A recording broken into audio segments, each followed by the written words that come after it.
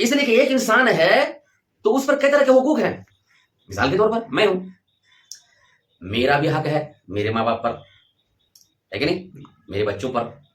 تو میرے والدین کے, میرے ماں باپ کے بھی تو میرے اوپر حقوق ہیں, میرے بچوں کے بھی تو حقوق ہیں, میری بیوی کے بھی حقوق ہیں.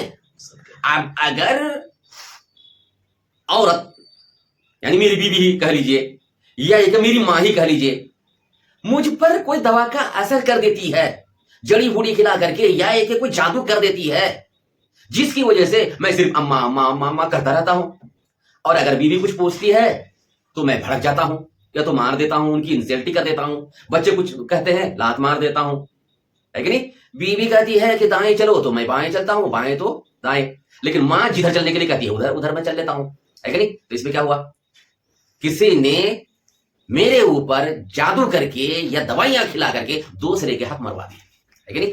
اس حالت میں تو گناہگار نہیں ہوں گا, اس وجہ سے کہ میرا تو دماغ ہی مار دیا گیا, میں تو ایک طرح کا مجنون بن گیا, پاگل بن گیا, میں تو مرفوع القلم بن گیا, میں بے گناہ بن گیا. لیکن میرے ذریعے سے گناہ کرایا جا رہا ہے وہی گناہگار ہوگا جو ڈرائیور ہے, جس نے مجھے پاگل بنایا ہے, یہ گناہگار ہوگی, اور یہ کبھی بھی شانتی میں نہیں رہ سکتے. اچھا, کبھی ایسا ہو سکتا ہے اس دوا کا اثر میں پاگل بھی بن سکتا ہوں, یعنی جس کے ساتھ ایسا کیا جا سکتا ہے وہ پاگل بھی ہو سکتا ہے. اگر وہ مر جائے تو وہ قاتل ہوگی وہ عورت. اتنا بڑا گناہ ہے. تو یہ سماج میں پھیلنے کا سب سے بڑا ریزن کیا ہے؟